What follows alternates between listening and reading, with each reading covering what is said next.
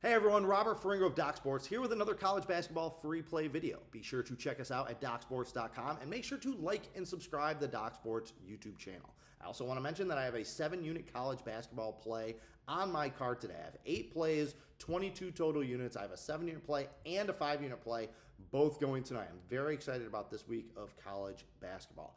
I am 49-22. I will do the math for you. That is 69%. That's pushing 70% on my last 71 college basketball plays rated 5 units or above. I will not be satisfied with anything less than a sweep tonight. And you can get that play for free, as a matter of fact, if you click on the free 60 link down below in the description. I'll take you to DocSports, and you can use that same as cash to get hooked up with my college basketball service or anyone's college basketball service. So a lot of big plays on the big play alert today. We have top NBA plays, top NHL plays. I also have a 7-unit going there as well. So playing for a big Tuesday. All right, somebody else playing for a big Tuesday tonight is USC and Oregon. We have USC minus 1.5 at Oregon. This one tips off at 10 p.m. on Tuesday, December 2nd. The total in this game is 154.5. And no, this is not a Pac-12 league game. I wish, right? But it is the Big Ten opener for both of these teams. So the stakes are a little bit higher in this one. Both teams were playing in tournaments last week, and they had totally disparate experiences.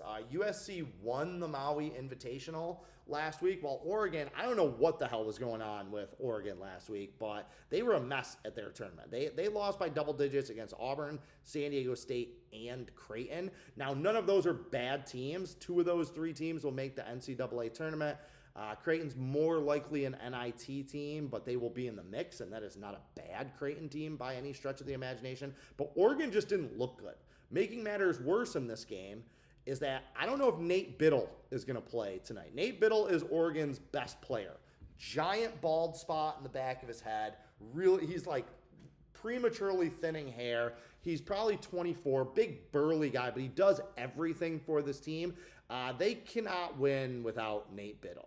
Devin Pryor, who is a transfer, he is also questionable in this game. You know, Jackson Shellstad hasn't been healthy. He missed some time early for Oregon. So that's been part of it with the Ducks, right? Is they can't get their whole team healthy and on the court together. Other than that, they really haven't played well. And it's disappointing because I think if Oregon had their full team healthy and in form, I would love them in a home dog in this spot. USC actually opened -3 in this game, and it's come down to -1.5 despite everyone and their sister being on USC.